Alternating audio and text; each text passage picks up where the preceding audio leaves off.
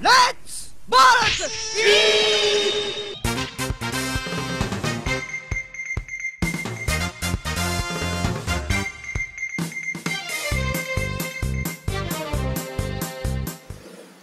Yun! Hi guys! Medyo matagal din yung huling vlog ko. Ngayon, wala akong ride. Naisipan ko maglinis ng bike. Dahil itong bike ko, ayan, si Triban, naka 2,000 kilometers na rin. So, I think, deserve na nito ng linis. Actually, naumpisahan ko na siya. Gamit ko yung natanggal ko na yung chain. Ayan. Naisipan ko i-vlog na lang din. Samahan niyo ako.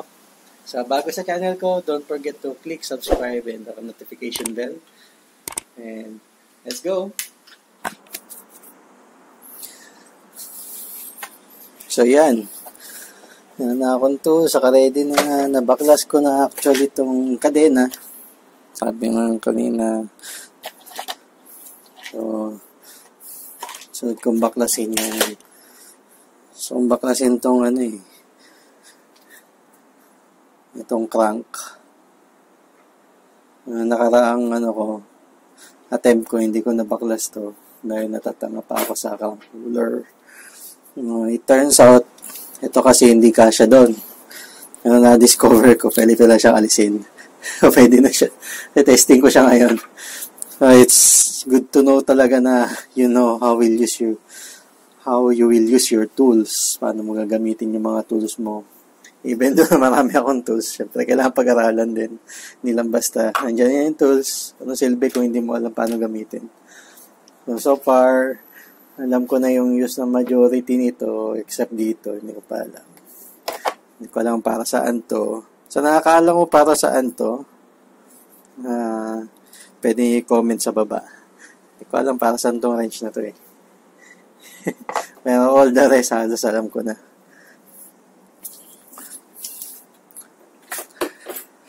Ayun. Ito, hindi ito applicable sa akin. Ito sa mga pang-hollow tech, pantagal ng cover. Ito, hindi naman hollow tech. Putek lang to.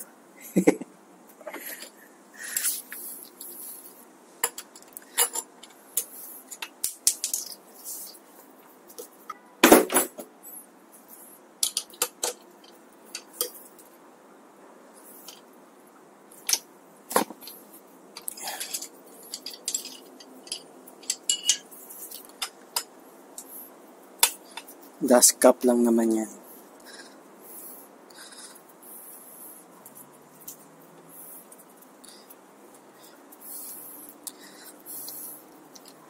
Tamang kalikot day.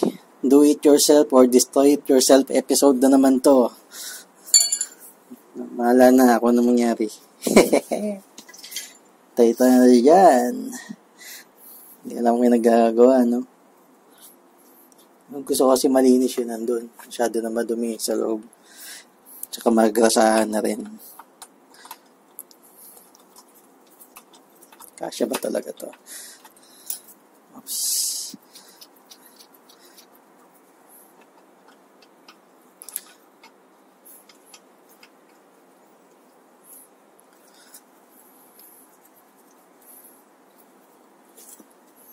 Ang kasya pero parang hindi babaw eh. Hindi pwedeng may sira yung thread.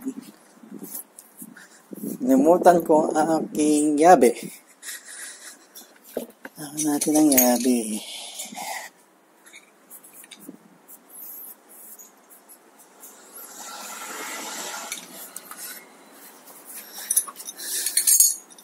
Ayan ko muna. Gusto muna siya ipasok.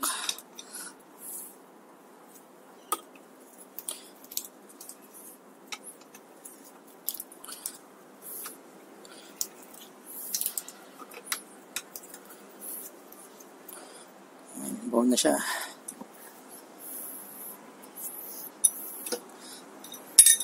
So, itong crank puller, yan siya. So, kailangan, may tutulak niya yung crank doon. So, mapipihitin mo to. Yun ang first time ko siyang gagamitin.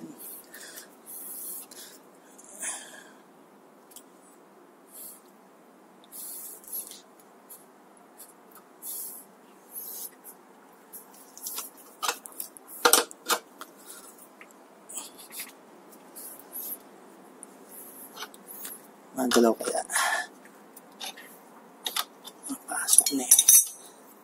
Yun, naitulak niya nga. Galing. Yun. First time ko makatanggal ng crank.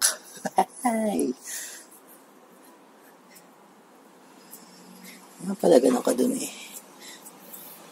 Pero nauusi ako. Gusto ko malinis na maigi lahat. So, one side down. Kabila naman. Ganun pala eh. Easy lang siya pag may tools. Okay naman. No damage. So, ibig sabihin tama yung pinaggagawa ko. Tanggal ko na yung crank. So, sabay bike check na lang uli. This is a Pro Wheel ounce crank set. 50, 34 teeth. Ayan. 50 yung lock eh. Malaking chainring. 34 teeth yung loob. Yung inner. So, 2x. Gusto ko talagang malinis maigi to. Yung kabilang side naman tayo. Bago ko tatanggalin yung gulong.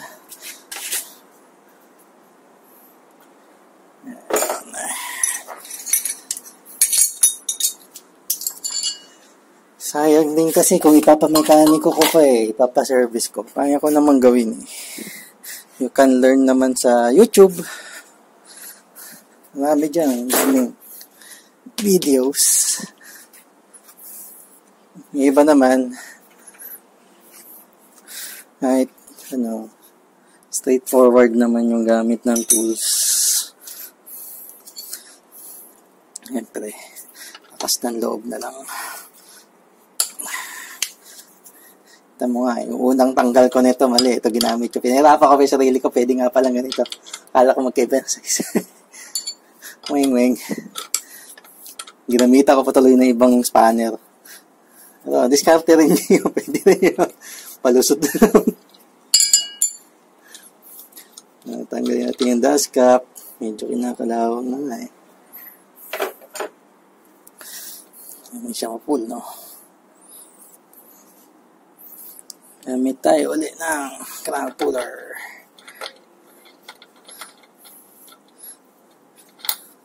So, mas malalaman mo yung bike mo pag ikaw nagbabaklas.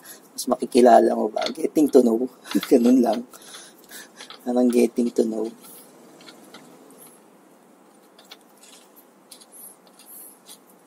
Ganun ba yun? Yan na. So, make sure na pasok siya yung sagad siya doon para hindi yung minimum lang na tulad ang umahawak dito sa bolt sa crank puller mo. Yan. Wala siya, migpit na. Ito naman. Uli. Nasagad na siya doon. Ibig nakatulak na yung pin doon. So, ipipihit mo siya para matulak doon. Ito yung downside ng adjustable wrench. Minsan, mag-i-slip. Lalo na pag medyo maluwag pa yung sinet mo. Pero kung tama na, hindi na siya mag-i-slip. Pag medyo luma na yung medyo luma na tong ganitong klaseng adjustable wrench, may-slip na rin siya eh.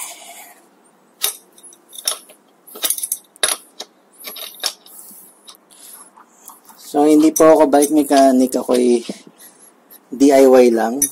Do it yourself or destroy it yourself ang method. Pero, hindi ako basta pumapasok sa ganito na hindi ko pinag-aaralan. So, nanonood ako sa mga YouTube videos. Magre-research ako. Pero, ang style ko talaga, hindi lang diretso agad sa YouTube video.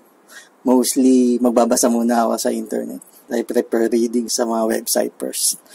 Kung anong dapat, paano, then I go to the YouTube videos secondary para maintindihan ko kung tama yung ma-confirm ko kung tama yung pagkakaintindi ko. Yeah, that's how I do it. Don't just barge in ay, baklasin ko to agad. Meron na akong tools, ganyan. Although yung sa bike naman simple lang eh. Sa simple machine, simple lang mga bolts and nuts lang naman din. Not so technical, pero kailangan mo ng understanding. Okay. Tanggal ko na yung crank. Sa kaya yung ganito ko. BB remover. Uy, kasya. Kasi itong bike hand toolbox ko is for Shimano. So, ang nakakabit sa Triban is microchip, which is, they say, compatible sa Shimano. So, mostly, okay yung mga tools ko for this. So, bottom bracket remover. So, walang din makita. I'm not sure kung anong tawag sa ganitong klase bottom bracket. Pero yung sa Halotech, ang dali lang eh. Dali lang tanggalin ng crank. Mabilis lang. So, yung hollow nga siya kasi parang tubo lang siya dito sa loob. Ito. Square type. Inisip ko kung tatanggalin ko to. Hindi pa. Pag hindi ko na ibalik, wala akong bike bukas. Lunes na bukas. Yun, nangangalay na ako. Pangalay, walang upuan. Ano nga ito? Ngayon na ako nagamit ng gloves sa pagkakalikot. Hindi kasi madumihan yung mga kuko. Ang hirap kasi pag madumi yung kuko. Yung ko. Siyempre dito yan. Ito nga.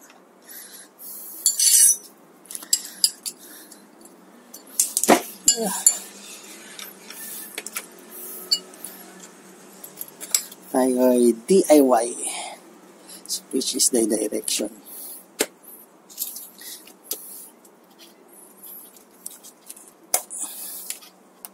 Yun. So, papakinandaman mo kung saan yung direction niya dapat. First time ko magtatanggal ng bottom bracket.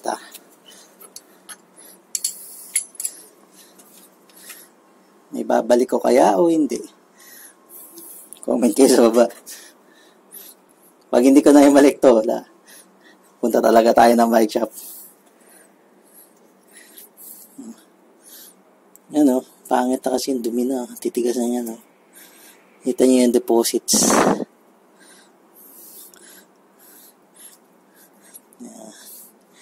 Siyempre, a clean bike is a fast bike.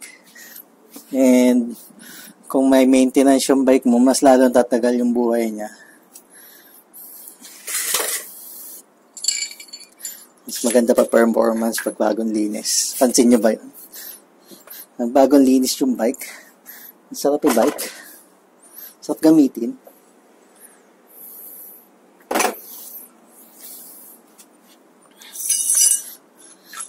So, ganun. Balik kayo natin ulit. Sorry, wala ako maintenance stand. Next time, minamaster ko pa kasi itong, hindi minamaster. Pinag-aaralan ko pa lahat ng paano mag-maintain ng bike. Okay, pawisin tao din. Kaya panipunas ako ngayon.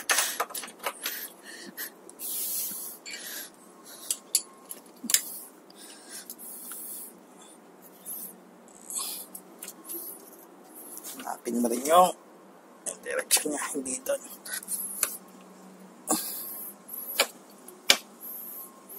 Ano yung direction ka dito? Pataas. Paigpit ata ito. Ito. Pag ayaw, hindi sabihin paigpit yun. Nakita nyo gumagalaw na ng konti yung pag ihit mo, gumagalaw na to. Huwag nyo napilitin. Pakabilang side yun. Yan.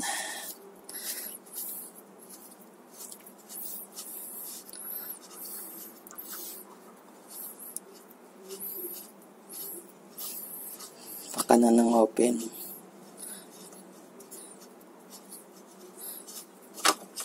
Yun.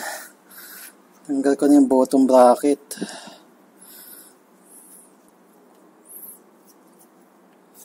Hindi siya natatanggal dito. Ito lang yung gusto ko malinis din. Mas malinis natin itong ilalim na to. Maggrasahan. Palitan ng bagong grasa. Yan.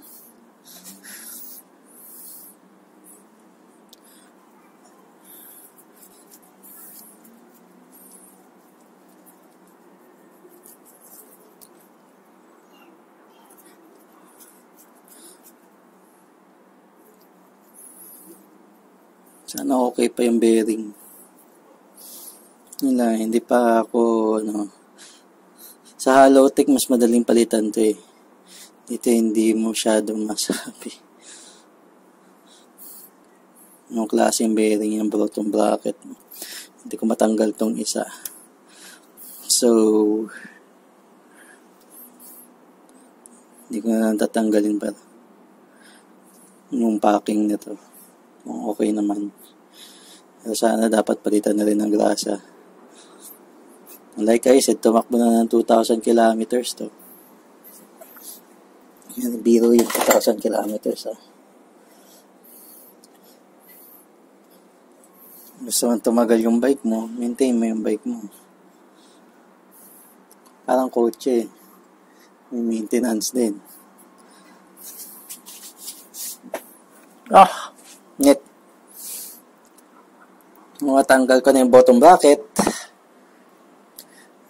Tanggalin ko sunod is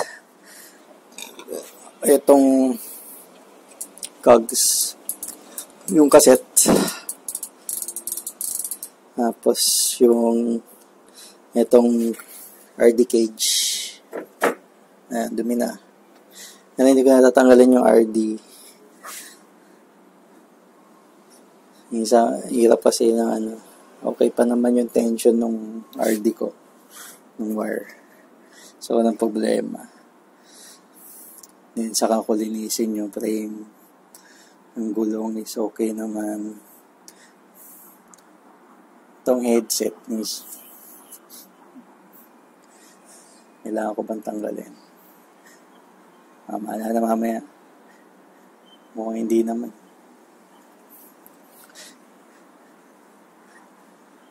Dahil pala to, yung gulong ko medyo malaki, yung rim brake, kailangan tanggalin ko muna yung mga brake pad bago ko mabaklas yung gulong.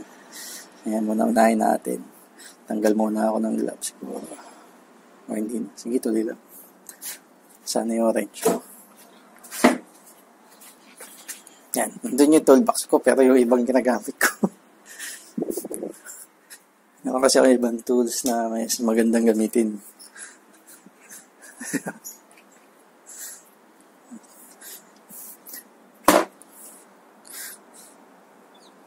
Pwede tayo.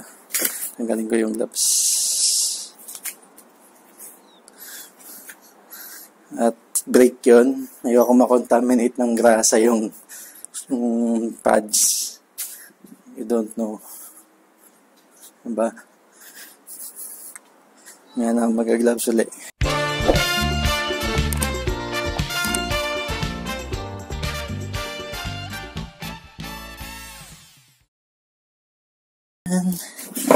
Charan! Alisin ko ito naman. Yung pads para matanggal ko yung gulong. Hindi siya pwede yung ito kasi dapat para madali mo siya matanggal eh. Pero since over yung size ko sa normal na pang rim brake, 28 kaya yan eh. Ito 32 na. Usual naman na road bike kasi 23 hanggang 28C yung gulong. Yung design niya sa quick release pati yung sa brake. Hindi mo na kailangan tanggalin yung itong brake pad. Since 32C to, tanggalin ko pa yung brake pad muna.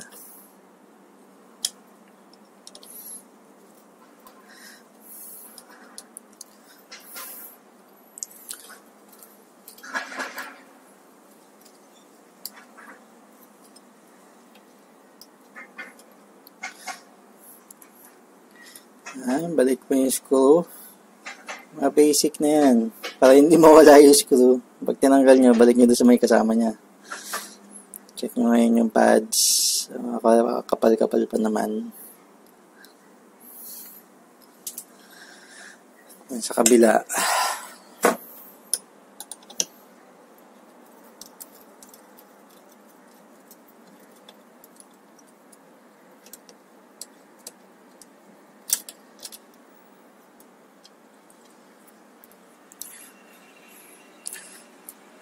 Bike check. Sa checks nyo yung brake pads. Kasi ang brake pads ubos. Kailangan makapal pa. Mababa pa naman buhay nito. Snapper. Yan mo na yan. Pwede na tanggalin yun. Hindi ako na tanggalin. So, tanggalan na lang. Tanggalin ko na muna lahat ng brake pad. Wala akong cap eh. Ako nagpalit nitong brakes. Wala akong cap. Sablay din yung pagkakaano ko ng wire. Kaya merong busalsal. DIY eh.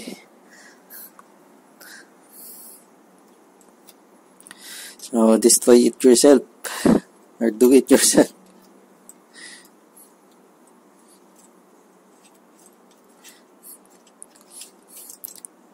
Yan yung mga simple lang naman yung ginagawa.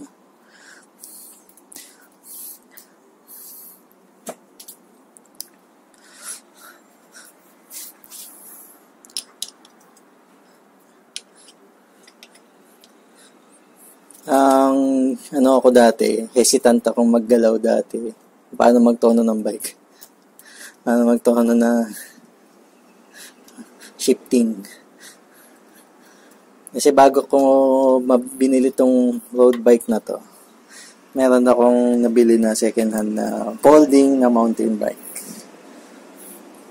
Doon sa kasama ko sa work. So, bibigatan ako. Ang bigat.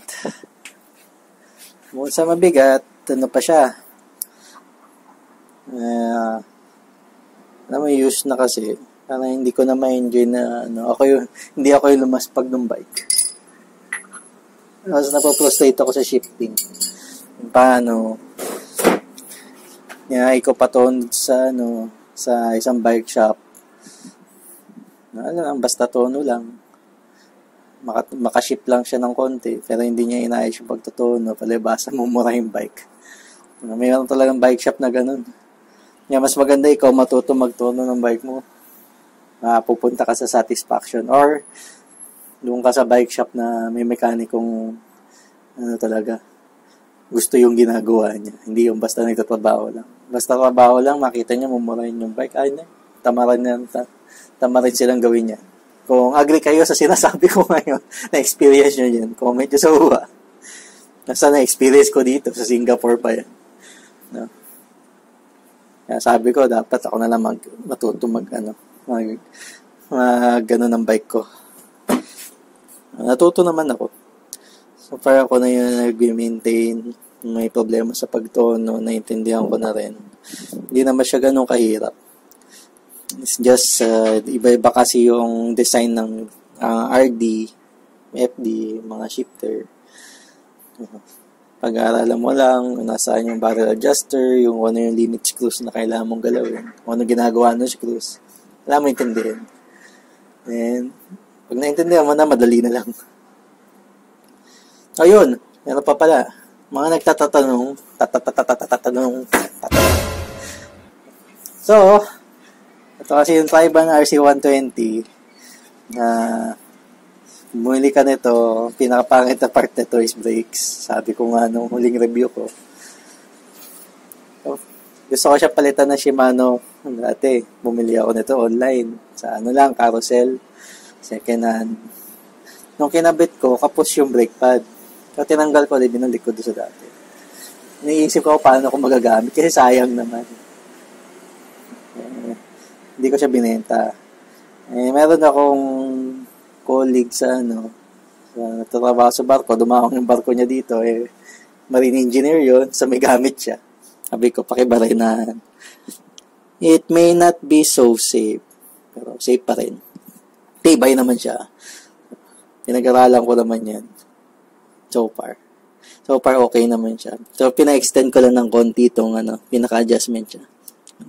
Nagtira ako ng, nangihingi na sukat. Magtira kayo ng 2mm. Para at least may tibay pa rin itong bakal na to to hold the brake pad. Pero wala naman siyang excess play. Ibig sabihin, hindi siya nagpe-flex ng sobra or something. Wala, working as a normal brake naman siya. Or, the best, makabili kayo ng long reach kasi short reach lang itong mga Shimano. Ang nakita ko may long reach is Tektro na brake caliper. Shimano, mostly short reach. Bibira sila maglabas ng long reach. This is Shimano 105. Hindi siya yung latest. Pero, works well.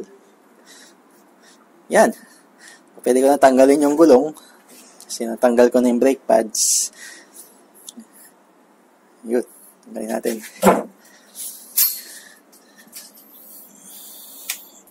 Yeah.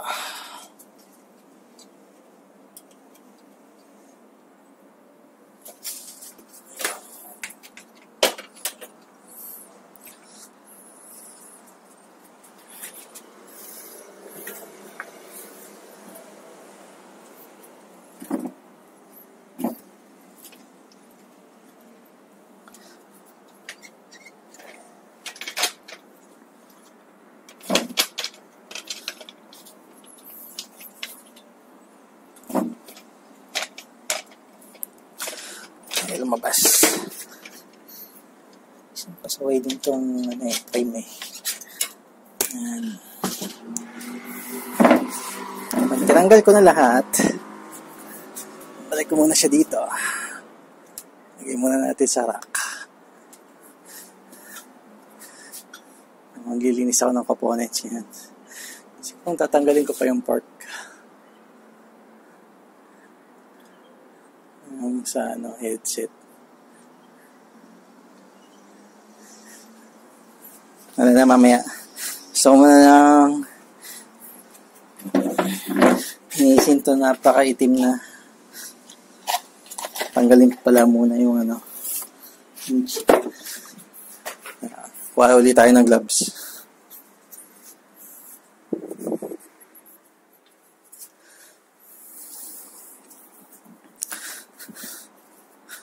Isang gloves na lang to. Binalik ko naman niya, malinis na.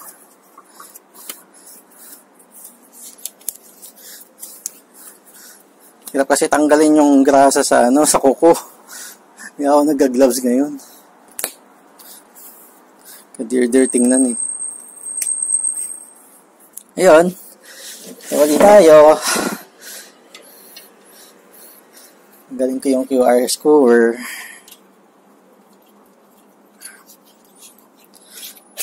Ingat sa pagtanggal ng quick release cover, yung spring baka mawala. Tapos balik nyo agad. Lagyan nyo agad yung screw. Hindi siya maiwala Tatanggalin ko tong cassette. Yung cassette na yan, discuss ko na siya doon sa picture ko na doon sa isang vlog ko how to remove this. Kailangan lang natin ng chain whip. Tapos chain whip. Tapos tong lock ring remover.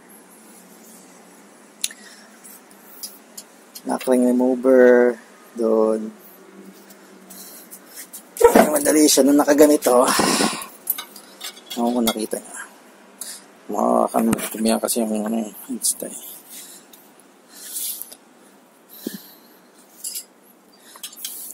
So, silbi ng chain whip para mapigilan niyang umikot.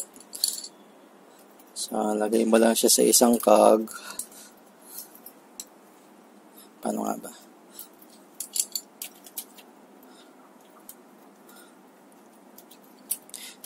Yan, para mahawakan niya. Hindi siya gagalaw doon sa kabilang side. Tulak lang yan. Ayan. Hanggang patulak lang yung paluwag. Huwag na siya. Tuloy mo lang. Ayan.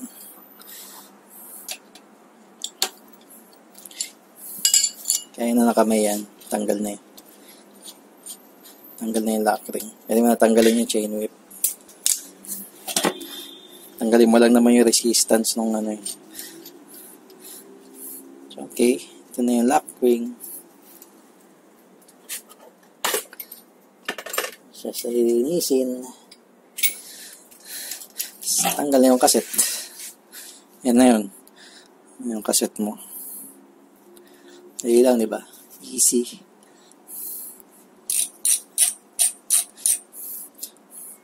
Dahil 8 speed lang to, meron ako spacer. May isang spacer ako dito. 11 speed kasi itong ano na to. Ito, hub. Hindi pa ako nag-upgrade to 11. So far, okay naman sa akin to yung speed. Nagkaroon ako ng may 11 speed na bike. Hindi ko naman nagagamit yung buong ano. Yung lahat ng rings. Para sa akin, depende na sa tao yon kung kailangan mo mag-upgrade talaga o hindi. Sa akin, leisure na lang siya. Luxury pala. Yun. Baklas ko na yung gulong. Baklas ko na yung mga grassables. Ayan, grassables. Kalat ko, no? Mali mamaya, maayos yan. Manilinisin ko is tong crankset, itong chains, and itong ito, cassette, saka yung bottom bracket. Then gagasahan ko. So, malinis, maigi. Yung kikintab ba? Hey! Natin. Tamang washing muna.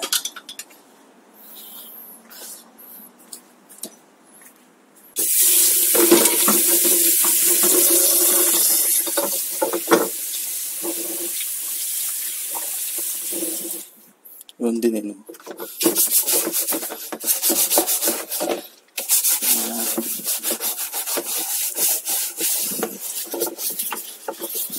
So, siya malinis na linis. Brushing ng chain ring.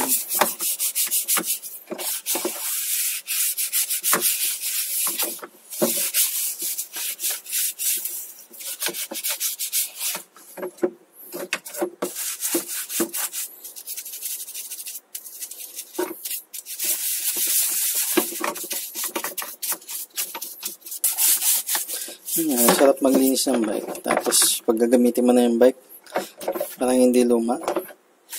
Feeling mo brand new ulit. Maglinis eh. Yan ang gusto ko ma-achieve. Yung ganun. Ganun feeling. Cozy eh. Masarap kayong gamitin ang malinis na bike. Like nyo kung agree kayo.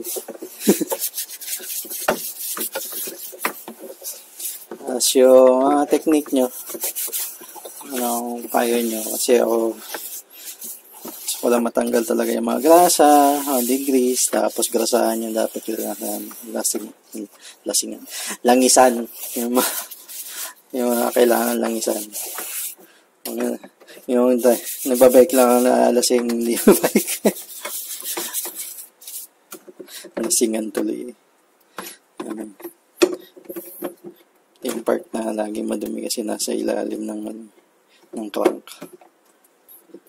Yung crank naman to. So,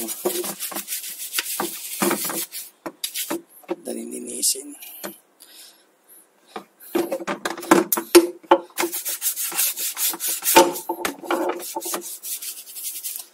Time nyo mabaklas, malinis. Something dito lang naman.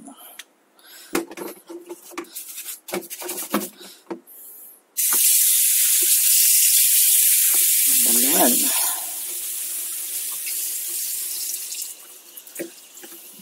Sarap sana kung nandun may gripo dun sa terrace kasi wala eh.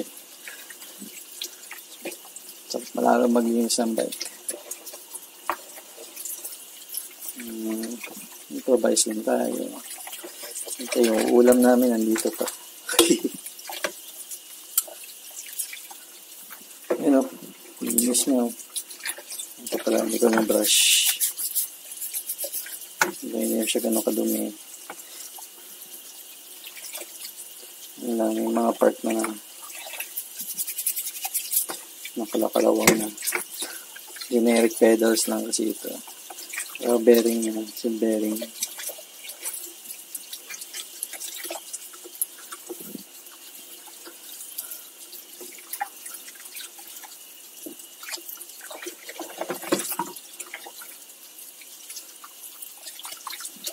Ayun, habang naglinis ka, ito na rin yung time para ma-inspect mo yung parts mo sa wear and tear. Kung dapat ba siya palitan o malapit na siya palitan. So far, ito niyo yung ngipin mo. Medyo pudpud na yung iba. Malapit na magparamdam to. Ngayon, hindi pa nagpaparamdam, hindi pa naman masyado tumatalo. Makikita niyo sa shape nung yung tinatawag ng shark fin. Meron na. Pero mahaba pa naman, so okay pa yan. Pag umikli pa yan ako, hindi, wala, natatalo na yung chain na lagi. Or we're on the safe side pa. Lagi, nadumihan din yung kamay ko, tanga-tanga. Nasira kasi yung gloves, wala na akong gloves.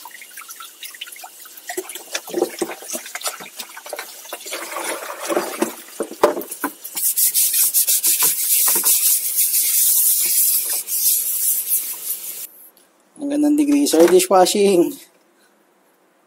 Dishwashing liquid. Tanggal ng grasa, di ba? Tanggal ng langis. Tanggal ng oil. Kasi, nasabong ko na yan. Nasabong ko na naman yun. Maano pa eh, magrasa pa eh.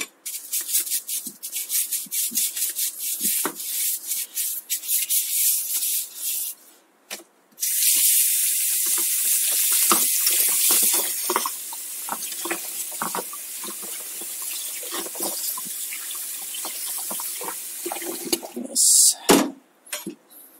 Alright.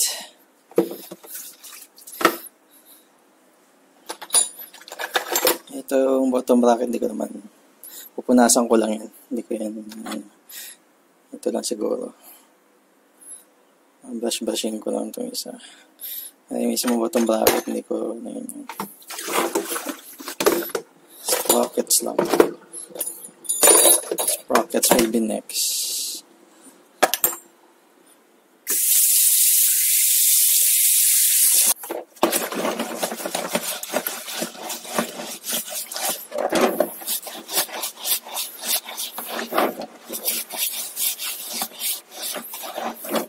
Yung linis bike ng newbie. Newbie. Na hindi naman expert maglinis. Siyempre gusto ko linis na linis. Baklas pa pala ako nung RD hang, RD cage ng motor nito. Balikan ko pa pala. Munta agad ako dito. Sabay na sana ng linis. Na-excite ako yun.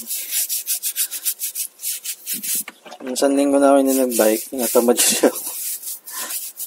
Gusto ko talaga maglinis, tapos ngayon lang ako sinipag.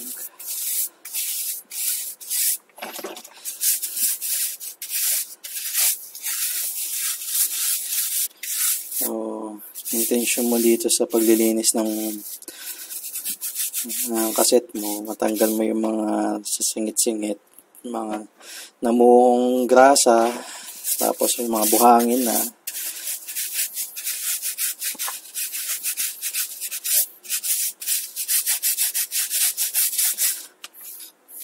So, nasa cleaning phase ako Cleaning lang yan. So, dyan, dishwashing liquid ko pa mawala yung grasa. Yung mga excess, yung mga nakadikit na oil layer, grease layer. Ganun.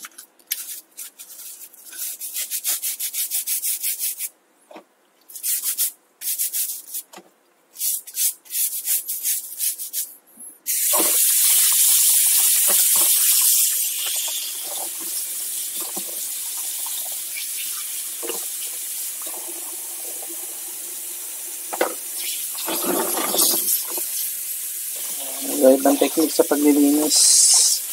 Ito yung sa akin. Kung meron kayo mas magandang technique, pwede nyo i-share sa baba sa comment section. Ako, cleaning, tapos degreasing. Naman tayong degreaser. So, I use dishwashing liquid na.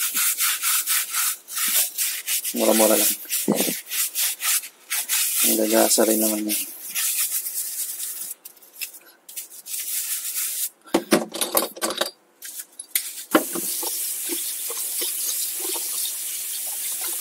Yan. Inspect mo na rin kung ano yung itsura ng cogs mo. Okay pa naman ito. Ilan-ilan lang yun.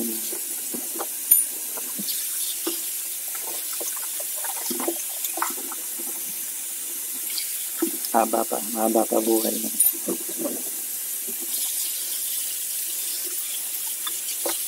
Nasa 2,100 kilometers na yung tinakbo nito. Okay pa naman.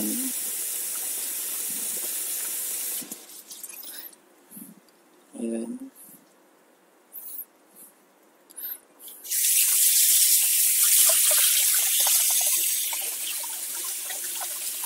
Alright. Kita nyo pa yung ribs. Ulam mamaya. Hey. Mamaya pa tayo magluto. Aga pa. Okay na, nalinis ko na tong ano natin, sprockets, chainring. Ito, hindi ko siya hugasan, hindi siya advisable hugasan. So, wipe off ko lang, then lalagyan ko ng bagong grasa. Okay. Tapos niyan, nanata ko sa RD cage, hindi ko natanggal. Na-washing ko na rin sana. Tanggalin ko muna yung RD cage. Ito. Nalimutan ko tanggalin yung RD cage. Kita nyo, ang dumi na. So, may pulleys. Tanggalin ko lang yung isang side. Babaklas ko na yung mga ano yan. So, hanapin ko yung size ng ito siya. Size ng Allen.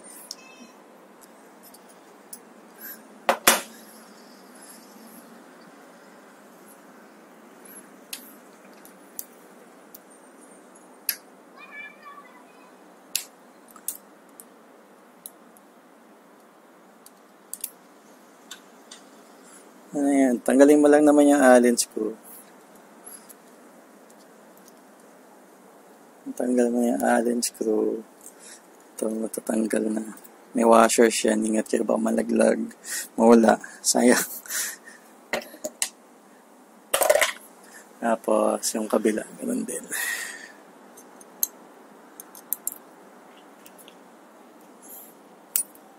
Yan. Tatanggal na yung buong cage.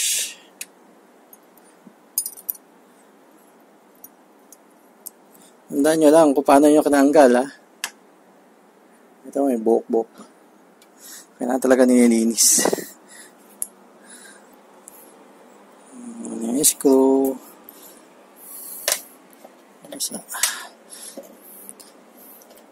Yung pulleys. Sa inyo eh. Lalaglag. Ingatan nyo. Yeah. Ayan.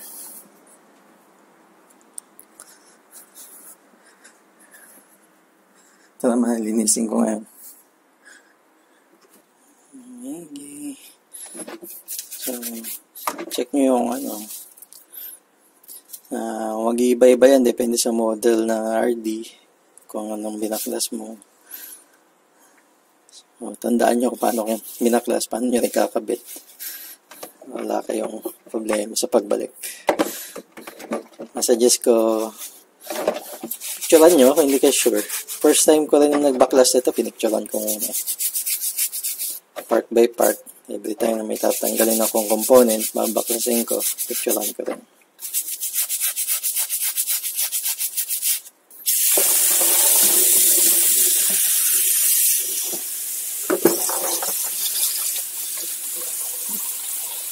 Regular pulley lang siya. Plastic. So, ito pala yung tinanggal ko sa RD kanina. Sa rear derailleur. So, yung cage. Tapos may dalawang pulley. Sa iba, may seal bearing na yan. Yung mga matataas sa klase. Pero ito, regular lang. Pero, napansin nyo, dalawa yung pulley. So, magkaiba yan. Magkaiba ng function. Paano malaman kung aling nun doon? So, yung isa, mostly, I don't know sa ibang model. Dito sa Microchip R8 meron eh. So, may nakasulat na guide pulley. Yung isa wala. So, bakit may label? So, specific kasi yung use nila. So, yung guide pulley, ito yung malapit sa may cogs.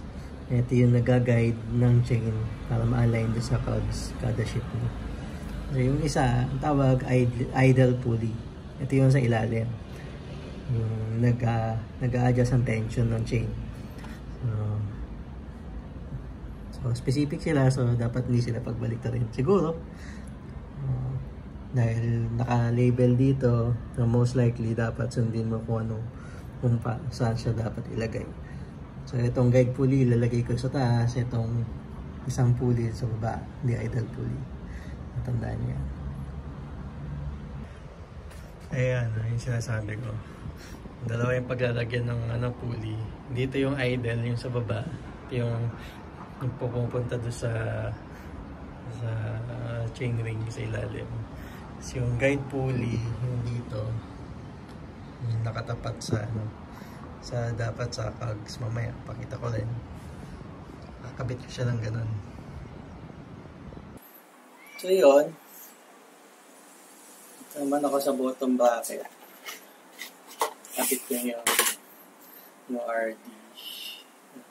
RD cage, saka yung mga pulley. Dito, hindi ako sigurado ito sa seal bearing. Pakiramdam ko lang okay naman. Nararamdaman mo naman ng bearings. Kung maganit na, tumutunog na, yan, kailangan mo na i-repack, palitan yung bolitas or mismong bearing. Ito okay pa. So, ililinisin ko lang siya, tanggalin ko yung lumang grasa. Then, gagasa ako ng bago ikabit or habang kinakabit kita. Amin na rin kasing dumikit na buhangin dito sa loob. Sa gilid-gilid niya. Siya.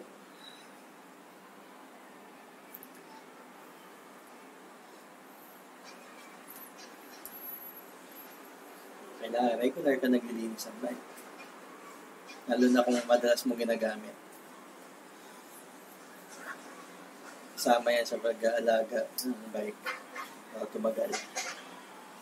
Ayos, marami ka pang bili ng bike. Bili ka na ng bago. Huwag nabulok yung bike mo. Siyempre, parang partner mo yung bike mo. Nahirap ako. Diba? Ikot ko lang. Patanggal kayo.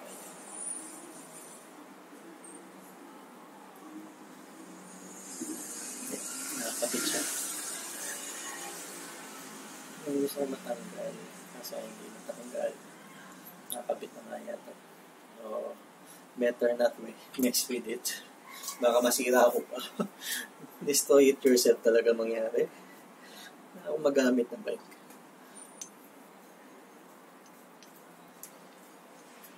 Ano ko na yung mga singit-singit. Yung siguro yung iba, sabi sa inyo, lagyan nyo ng WD-40. So, actually, pangit lagyan ng WD-40 ang bearing. So, anong ginagawa ng WD-40, natunaw niya yung grasa sa loob.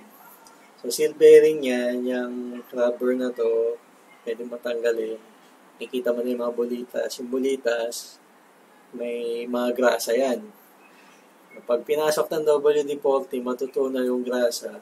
Mangyayari, bearing, tapos sa housing ng bearing, metal to metal contact na.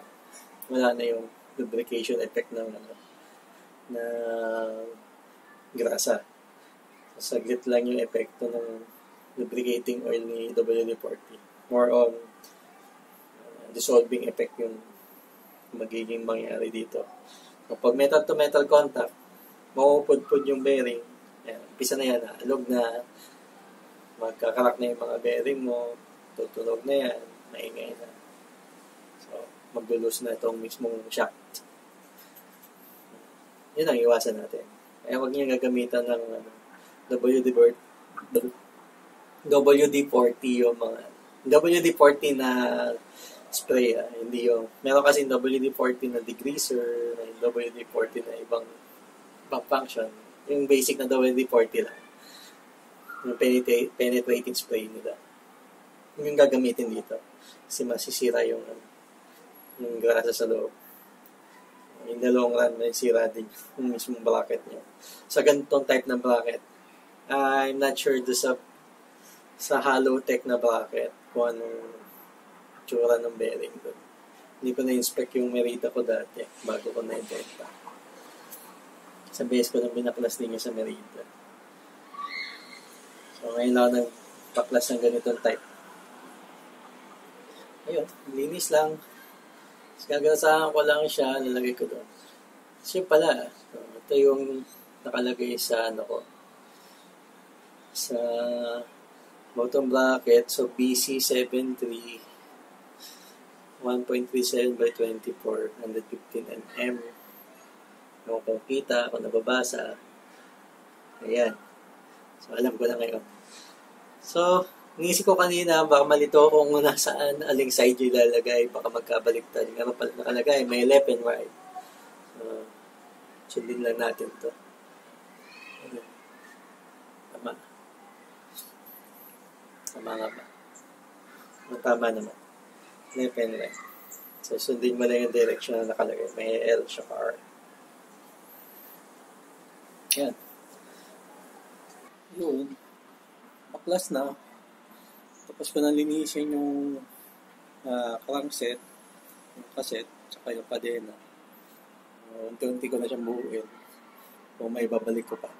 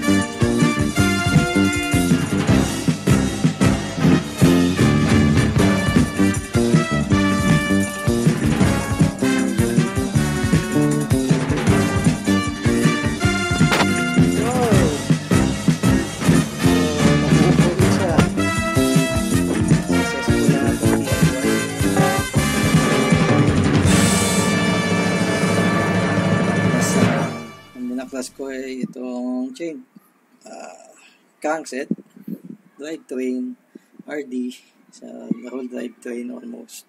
Iniwan ko lang yung mga derailleur as is, pero pinilinisan ko rin yan. So yung sa RD, ang nilinisan ko lang is ito, binaklas ko itong hanger. Then, yan, binalik ko na sila. Feeling good as nyo na uli ang aking Triban RC120. Yan. Yan, yung Sunday ko ngayon. Amang linis lang ng bike. So, sana nagustuhan nyo yung aking paghihirap. Hindi naman. So, kailangan din naman natin i-linis sa mga bike natin. So, huwag kalimutan, i-click ang subscribe, notification bell. Tapos, kung may comment kayo, meron kayong tips para sa akin, sa ating mga kapwa-bikers na nanonood. Paano magandang maintenance sa bike, paano maglinis, anong tama. Comment nyo lang doon sa baba. So, this is again Lex Taicho, nagsasabing, ride safe and let's go in. Alright. Let's balance!